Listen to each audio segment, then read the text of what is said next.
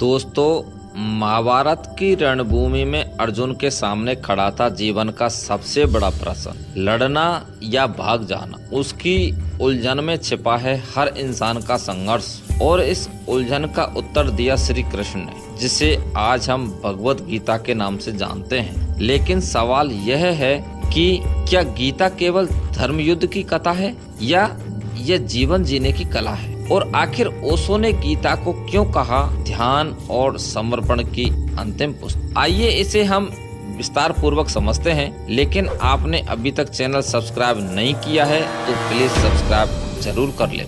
ओशो कहते हैं, अर्जुन कोई व्यक्ति मात्र नहीं है, अर्जुन हम सब हैं। हर इंसान के जीवन में एक क्षण आता है जब वह युद्ध भूमि पर खड़ा होता है, उलझन, भय और मोह के बीच। अर्जुन का मोह था अपने ही रिश्तेदारों के विरुद्ध लड़ाई करना, लेकिन उसका प्रश्न भी था कि क्या अपने ही खून से विजय पाना उचित है?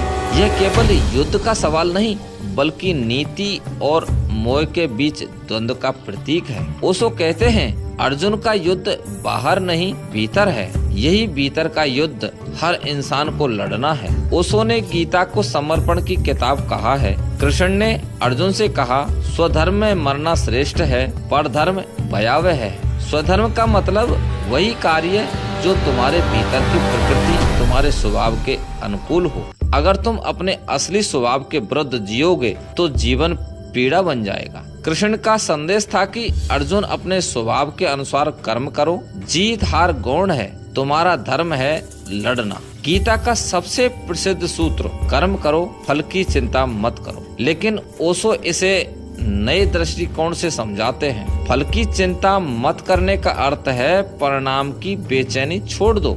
जब तुम कम कर्म करते हो पूरी सजगता से, तभी वह ध्यान बनता है। अगर फल की चिंता होगी तो मन भविष्य में दौड़ेगा और वर्तमान हाथ से निकल जाएगा। ओशो कहते हैं कि निष्काम कर्म ध्यान की ओर पहला कदम है। जब तुम पूरी तरह वर्तमान में जीते हो तो वही समाधि है।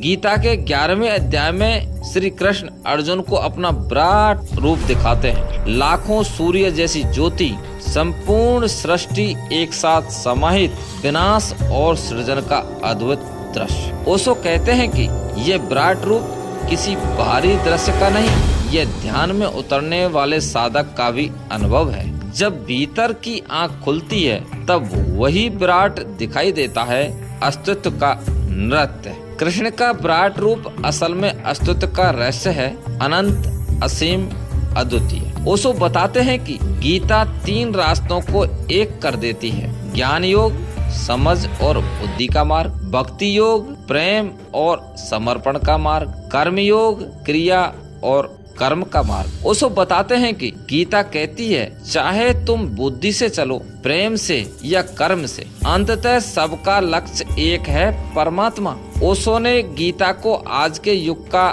मार्गदर्शक बताया। आधुनिक इंसान भी अर्जुन की तरह उलझा है, कैरियर या परवाह, धर्म या स्वार्थ, भौतिकता या आध्यात्म। गीता कहती है कि भीतर की शांति पाओ, फिर बाहर का निर्णय अपने आप स्पष्ट हो जाएगा। ओशो आगे बताते हैं कि गीता कोई उपदेश नहीं, बल्कि जीवन की प्रयोगशाला है। इसे पढ़ो नहीं, इसे जियो। दोस्तों, ओशो का गीता दर्शन हमें यह सिखाता है कि जीवन की सबसे कठिन घड़ी में भी निर्णय डर से नहीं, बल्कि जागरूकता और अपने स्वभाव से लेना चाहिए। अगर आपको यह गहन रहस्य समझ आया हो तो इस वीडियो को लाइक करें, अपने विचार कमेंट करें और आध्यात्मिक रहस्यों की और गहराई तक जाने के लिए चैनल को सब्सक्राइब करना ना भूलें, क्योंकि अगली वीडियो में हम जानेंगे विज्ञान भैरव तंत्र के 112 ध्यान सूत्र, जिन्हें ओशो ने नया जीवन दिया। धन्यवाद।